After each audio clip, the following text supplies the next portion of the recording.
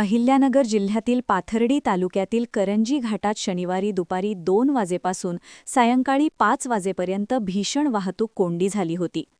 उसाने भरलेला एक ट्रक घाटातील धोकादायक वळणावर बंद पडल्याने कल्याण निर्मळ राष्ट्रीय महामार्गावरील वाहतूक 4 तास ठप्प झाली होती, ज्यामुळे प्रवाशांना मोठा मनस्ताप सहन करावा लागला.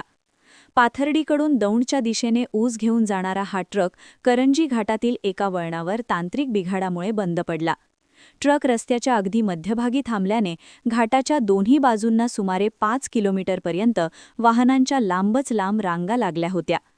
विशेष म्हणजे इतकी मोठी कोंडी होऊनही बराच वेळ एकही पोलीस कर्मचारी घटनास्थळी उपलब्ध नव्हता. अखेर काही प्रवाशांनी आणि स्थानिक तरुणांनी पुढाकार घेत वाहतूक सुरळीत करण्याचा प्रयत्न केला. गेल्या काही दिवसांपासून या घाटातून ऊसाची मोठी वाहतूक सुरू आहे. क्षमतेपेक्षा जास्त ऊस भरला जात असल्याने अनेक ट्रक घाट चढताना दम तोडतात आणि तांत्रिक बिघाड होऊन रस्त्यातच उभे राहतात. करंजी घाटातील धोकादायक वळणांची दुरुस्ती आणि घाटाचे रुंदीकरण करण्याची मागणी अनेक वर्षांपासून होत आहे. मात्र राष्ट्रीय महामार्ग विभाग आणि लोकप्रतिनिधी या गंभीर प्रश्नाकडे डोळेझाक करत असल्याचा आरोप प्रवाशांनी केला आहे. देशात मोठ्या महामार्गांचे जाळे विणले जात असताना करंजी घाटातील एक साधे वळणही प्रशासन दुरुस्त करू शकत नाही का, असा संतप्त सवाल आता उपस्थित केला जात आहे. प्रतिनिधी भिवसेन टेमकर, NTV न्यूज मराठी, पाथर्डी, अहिल्यानगर.